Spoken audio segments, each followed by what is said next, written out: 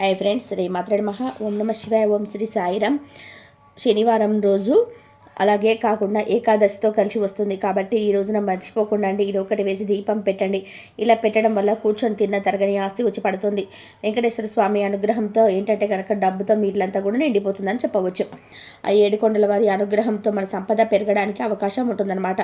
ఈ విధంగా దీపారాధన చేయడం వల్ల అయితే అద్భుతమైన ఫలితాలు అనేది చూడగలుగుతారని చెప్పవచ్చు. కాబట్టి దీపం అనేది ఈ విధంగా పెట్టండి. అలానే కాకుండా చిన్న చిన్న నియమాలను ఆచరించండి. అసలు ఎలాంటి నియమాలను ఆచరించాలి, దీపం ఎలా పెట్టాలో తెలుసుకునే ముందు వీడియోని పూర్తిగా చూడండి. నచ్చితే కొత్తగా చూస్తున్నట్లయితే సబ్స్క్రైబ్ చేసుకోండి. నార్మల్గా మనకి ఏంటంటే రేపు శనివారం అంటే ఏకాదశి పరమ పవిత్రమైనది, చాలా చాలా శక్తివంతమైనదని చెప్పవచ్చు. శనివారం రోజు ఏకాదశి వస్తే మనకు చాలా అదృష్టం అని కూడా మన పురాణాలు చెప్తున్నాయి.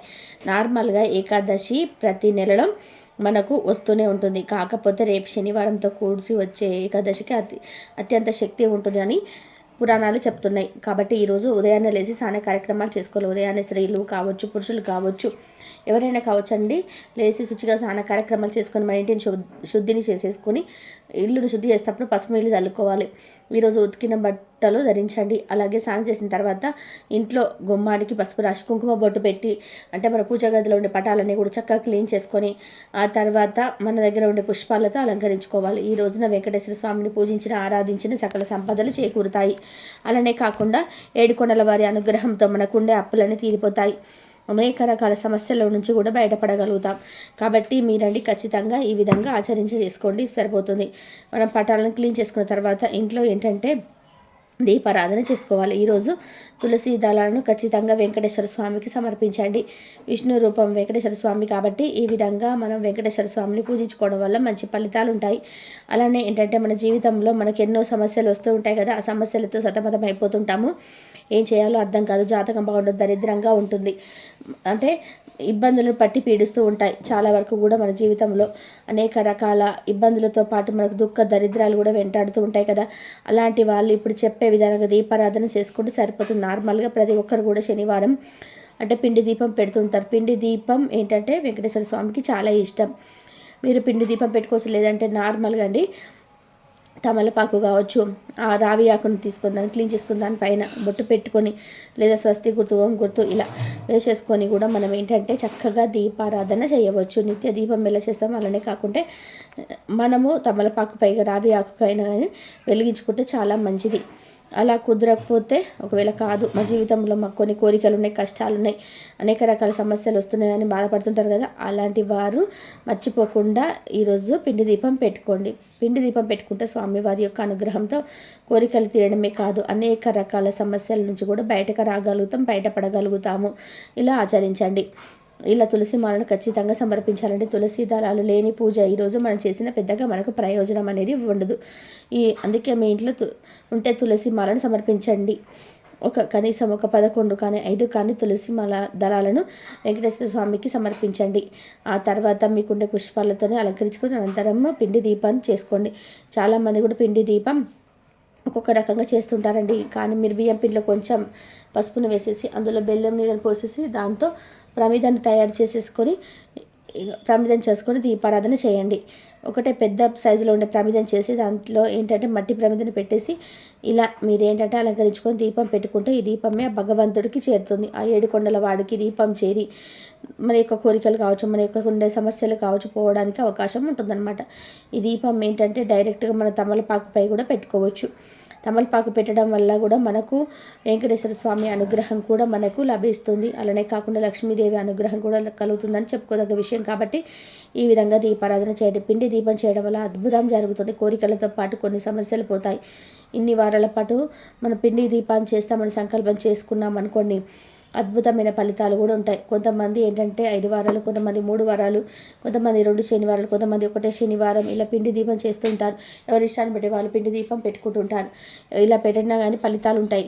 ఆ తర్వాత నార్మల్గా ఏంటంటే మీరు తమలపాకుపై కూడా దీపం పెట్టచ్చు. ధన సమస్య అధికంగా ఇబ్బంది పెడుతుంది. డబ్బు చాలా వరకు కూడా మా చేతుల్లో మిగలటం లేదు, డబ్బు అసలు రావటం లేదు, నీళ్ళలా ఖర్చు అయిపోతుంది అంటే కనుక మీరు పిండి దీపం చేసిన, నార్మల్ చేసిన, అందులో ఏంటంటే రూపాయి బిల్లని తీసేసుకొని చక్కగా సంకల్పం చెప్పుకొని ఆ రూపాయి బిల్లని ఆ దీపంలో వేసి వెలిగించుకుంటే వెంకటేశ్వర స్వామి అనుగ్రహంతో సకల శుభాలు చేకూరుతాయి. విసుడు తిరిగిపోయి మీకు అంత మంచి జరుగుతుంది. అద్భుతమైన ఫలితాలు, మీ జీవితం మారిపోతుంది. ధన ద్వారాలు తెరుచుకొని ధనం వస్తుంది, ఐశ్వర్యం అనేది లభిస్తుంది, చక్కటి అభివృద్ధి కూడా ఉంటుందని చెప్పవచ్చు. ₹1 మీ జీవితాన్ని మార్చేసి మీకు అంతా కూడా మంచి చేకూరేలాగా ఉపయోగపడుతుంది ఈ దీపం. కాబట్టి దీపం మీరు వట్టి ప్రమిదిలో పెట్టిన, లేదంటే పిండి దీపంలో చేసుకున్న, ఏ విధంగా చేసుకున్నా పర్వాలేదు, ఎలా దీపం పెట్టినా పర్వాలేదు, కానీ అందులో రూపాయి బిల్లు తీసుకొని చేతిలో పట్టుకొని డబ్బుకుండే సమస్య చెప్పుకొని ఆ తర్వాత దీపంలో వేయండి. వేసిన తర్వాత దీపం కొండెక్కిన తర్వాత రూపాయి బిల్లును వచ్చేసి ఎవరికైనా దానం చేయండి, లేదా ఉండిలో వేయండి. ఎలాగైనా చేయండి, ఆ రూపాయి మనం ఉంచుకోకూడదు. అలా చేయడం వల్ల భగవంతుడు మన అనుగ్రహం మనకు కలుగుతుంది. దీపాన్ని రకరకాలుగా వెలిగిస్తుంటారు. దీపంలో కొన్ని పదార్థాలు వేయడం వల్ల దైవ అనుగ్రహం తొందరగా కలుగుతుందనమాట. కాబట్టి ఈ విధంగా ఏకాదశి తిథి రోజున మర్చిపోకుండా, శనివారంతో కూడి వస్తుంది కావున ఈ విధంగా దీపారాధన చేయండి. చక్కగా మీకుండే ఇబ్బంది అంతా పోగొట్టుకొని స్వామివారి యొక్క అనుగ్రహంతో మీరు సకల శుభాలను పొందండి. అలానే కాకుండా ఇదే దీపంలో యాలక్కాయను వేసి కూడా మనం దీపారాధన చేయవచ్చు. అలాగే యాలక్కాయను వేసి దీపం పెట్టడం వల్ల మనకు అద్భుతమైన ఫలితం వస్తుందన్నమాట. ఏకాదశి తిథి రోజున ఎవరైతే ఈ విధంగా దీపారాధన చేసుకుంటారో వారికి తప్పకుండా లక్ష్మీనారాయణ అనుగ్రహం అనేది కలుగుతుంది. వెంకటేశ్వర స్వామి అనుగ్రహంతో ఇంటి నిండా డబ్బు ఉండడానికి అవకాశం ఉంటుంది.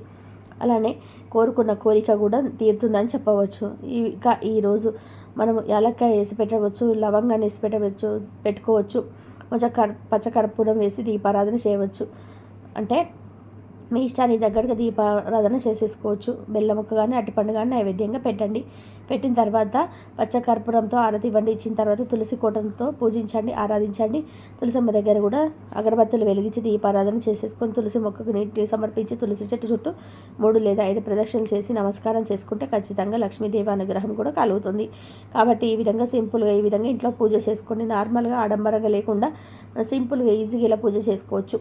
ఇలా చేసుకోవడం వల్ల ఫలితం వస్తుందన్నమాట. ఇక మనం ఏంటంటే ఈరోజు పచ్చకర్పూరంతో చిన్న పరిహారం చేయండి. ఇలా చేయడం వల్ల మీకు వెంకటేశ్వర స్వామి అనుగ్రహం కలుగుతుంది. శనివారం ఇలా ఏకాదశి కలిసి వచ్చిన రోజు ఎవరైతే పచ్చకర్పూరం పరిహారం చేస్తారో వారి జీవితం ఖచ్చితంగా మారిపోతుంది. ఎందరో జీవితాలను ఎంతో రాతను మార్చిన ఈ పచ్చకర్పూరం పరిహారం పచ్చకర్పూరమే అనుకుంటాం, కానీ పచ్చకర్పూరం ఒక మెరికల్ని సృష్టిస్తుంది. అలానే కాకుండా మానవ జీవితాన్ని మారుస్తుంది. చాలా వరకు కూడా పేదవారిని ఉన్నవారిలాగా మార్చేంత శక్తి పచ్చకర్పూరానికి ఉంటుంది. పచ్చకర్పూరం ఏంటంటే కొంచెం కాస్ట్తో కూడుకొని ఉంటుందని చాలామంది కూడా తెచ్చుకోరు. కొంతమంది ఇళ్ళల్లో పచ్చకర్పూరం ఉండదు, కొంతమంది దగ్గర ఉంటుంది. కాకపోతే ఏంటంటే ఈ పచ్చకర్పూరం అనేది మన దగ్గర ఉంటే ఐశ్వర్యం అనేది లభిస్తూనే ఉంటుంది, ఆర్థికంగా బాగా కలిసి వస్తుంది. అలానే పూజ గదిలో పచ్చకర్పూరం పెడితే దేవతలు మన ఇంట్లో స్థిరంగా ఉంటారు, స్థిర నివాసాన్ని ఏర్పరచుకుంటారని చెప్పవచ్చు. పచ్చకర్పూరం పూజ గదిలో ఉంటే లక్ష్మీదేవి అక్కడి నుంచి కదలదని శాస్త్రాలు చెప్తున్నాయి. కాబట్టి పచ్చకర్పూరం ఇప్పటివరకు మా ఇంట్లో లేదు, తెచ్చుకోలేదంటే కనుక తెచ్చి పూజ గదిలో పెట్టి చూడండి. మీరు ఒక 2 రోజులు ఇలా గమనించుకోండి, మీకు అర్థమైపోతుంది. దేవతలు తిరిగినట్టు, మనిషి వాసన వచ్చినట్టు, ఇల్లు మనకు అనుకూలించినట్టు, ఇంటి వాతావరణం బాగుండేలాగా అనిపించినట్టు, ఇవన్నీ కూడా మనం రియల్గా చూడగలుగుతాం. అది చూసి మనం ఆశ్చర్యపోతాం. ఇదేంటంటే పెద్ద పెద్ద సాధువులు, మునులు, అలానే కాకుండా బాగా డబ్బు ఉండేవాళ్ళు ఖచ్చితంగా పచ్చకర్పూరం పూజ గదిలో పెట్టుకుంటారు. నార్మల్గా పెట్టినా పర్వాలేదు, ఒక బాక్స్లో వేసి పెట్టుకుని పర్వాలేదు, కానీ కొంచెం ఏంటంటే వాసన వస్తూ ఉండాలి. అలా కనుక పెట్టుకున్నట్లయితే మంచి ఫలితం ఉంటుందన్నమాట. అలానే ఇంకోటి ఏంటంటే కనుక ఇలా శనివారం అనే కాదు, మిగతా వారాల్లో కూడా మీరు ఏంటంటే ముఖ్యమైన పనుల కోసం వెళ్తుంటారు, పెద్ద పెద్ద పనుల కోసం వెళ్తుంటారు. ఆ పనులు ఎలాగైనా సరే పూర్తి చేసుకోవాలి, ఆ పనులు కంప్లీట్ చేసుకోవాలని కొంతమంది చాలా ఇబ్బంది పడిపోతుంటారు కదా. ఏదైనా కావచ్చు, డబ్బుకు సంబంధించింది కావచ్చు, లేదా శుభ్రకార్యం కావచ్చు, వివాహానికి సంబంధించింది కావచ్చు, ఇంటర్వ్యూకు, ఇలా ఏదైనా కావచ్చు అండి. మీ పరంగా అది మీకు పెద్ద పని జరగాలి అని మీరు ఖచ్చితంగా సంకల్పం చేసుకొని వెళ్తారు కదా ఇంట్లో నుంచి. అలాంటి వాళ్ళు వెళ్ళేటప్పుడు ముఖ్యంగా గుర్తుపెట్టుకోండి, కొంచెం అంత పచ్చకర్పూరం తీసుకోండి. పచ్చకర్పూరం తీసుకొని ఆవితిలో ముంచి అందులో మీ ఇష్టదైవం వెంకటేశ్వర స్వామికి ఆరతి ఇవ్వాలని ఏం లేదు.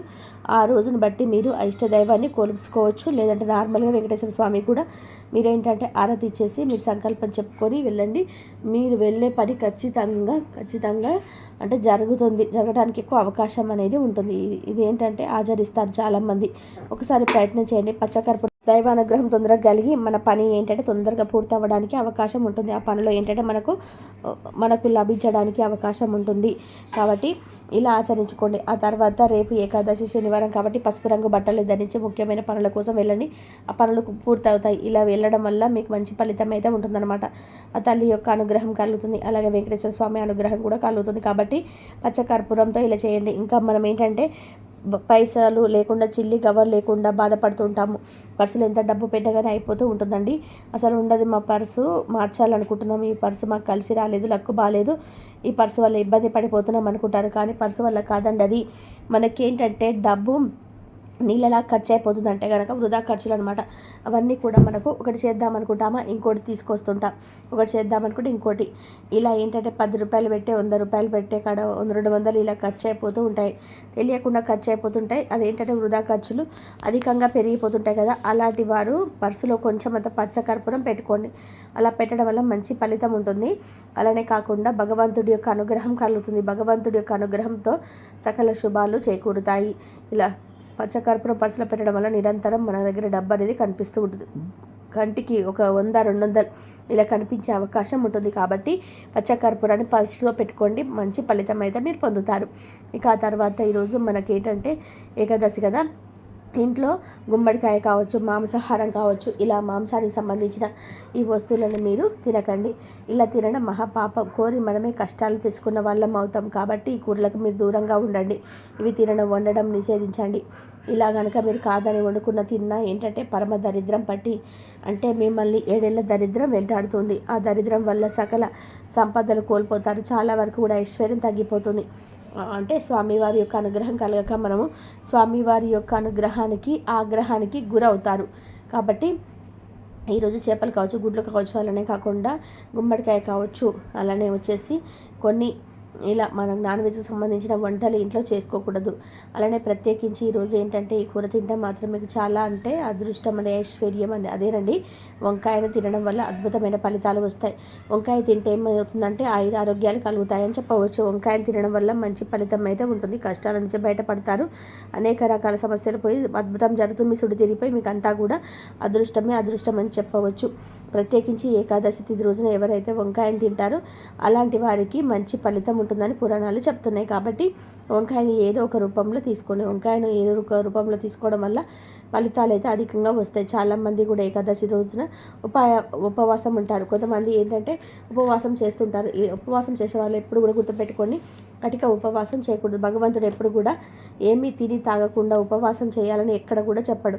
ఏ శాస్త్రాల్లో లేదనమాట. మనం ఏంటంటే కటిక ఉపవాసం చేయడం వల్ల మనకు చాలా వరకు కూడా నష్టం కలుగుతుంది. అలాంటి పనులు భగవంతుడికి నచ్చవు. కాబట్టి ఏంటంటే మనం ఇలా పాలు, పళ్ళ రసాలు ఇలాంటివి తీసుకోవాలి. అన్నం తినకూడదు. నార్మల్గా పాలు, పళ్ళ రసాలు తీసుకొని మనం ఉపవాసం చేయవచ్చు. అన్నం కూడా తిని ఉపవాసం చేయొచ్చు. కానీ మసాలా దినుసులు ఇలాంటివి తినకుండా లైట్గా ఆహారం తీసుకొని కూడా మనం ఉపవాసం చేసుకోవచ్చు. నార్మల్గా కొంతమంది ఉపవాసం చేస్తే అన్నం తినరు. అది నిజమే అండి. ఉపవాసం చేస్తే అన్నం తినకుండా ఉండవచ్చు. కానీ పళ్ళ రసాలు తీసుకుంటూ ఉపవాసం చేసుకోవచ్చు. ఇలా చేయడం వల్ల మనకు మంచి జరుగుతుంది. ఇక ఆ తర్వాత ఈరోజు ముఖ్యంగా ప్రత్యేకించి ఈ చెట్టును తాకండి. ఈ చెట్టును తాకిన, ఈ చెట్టును ముట్టుకున్న మీకు అంతా మంచి ఫలితం వస్తుందన్నమాట. అదేనండి రావి చెట్టు. రావి చెట్టులో శ్రీ మహావిష్ణువు కొలువై ఉంటారు. రావి చెట్టు యొక్క శ్రీ మహావిష్ణువు యొక్క అవతారం. కాబట్టి జీవితంలో ఎప్పుడు మాకొక దుఃఖం తప్ప ఇంకేం లేదని బాధపడతారు కదా, అలాంటి వాళ్ళు రావి చెట్టు దగ్గరికి వెళ్ళి రావి చెట్టు దగ్గర తాకిన, రావి చెట్టు ముట్టుకున్న మంచి ఫలితం అయితే ఉంటుంది. ఆ ఫలితాల ద్వారా మీకు మంచి మేలు జరుగుతుంది. అందుకే రావి చెట్టు ఎక్కడైతే కనిపిస్తాయో అక్కడ మీరు వెళ్ళేసి రావి చెట్టును 2 చేతులతో తాకండి. మీ 2 చేతులు అరిచేతులు రావి చెట్టును తాకాలి. అలా తాకేటప్పుడు నమస్కారం చేసుకోవాలి, సంకల్పం చెప్పుకోవాలి. మీ తలరాత మారాలని, మీ జీవితం మారిపోవాలని, మీకు అంతా మంచి జరగాలి, ఆ స్వామి వారి యొక్క అనుగ్రహం కలగాలని, మీ జీవితంలో దుఃఖ దరిద్రాలతో పాటు అనేక సమస్యల నుంచి బయటపడాలని ఇలా సంకల్పం చెప్పుకొని రావి చెట్టు చుట్టూ వీలుంటే లేదా ఒక 3 లేదా 5 ప్రదక్షిణలు చేసి ఇలా మీరు ఓం విష్ణాయ నమః అనే మంత్రాన్ని మీరు పఠించుకోవచ్చు. ఇలా పఠించుకోవడం వల్ల ఫలితం ఉంటుంది. కాబట్టి ఇలా ఈరోజు ఖచ్చితంగా రావి చెట్టును తాకండి, రావి చెట్టును ముట్టుకోండి. ఇలా ముట్టుకోవడం వల్ల మీ దరిద్రం పోయి అదృష్టం బాగా కలిసి వచ్చి అలా ఏంటంటే స్వామి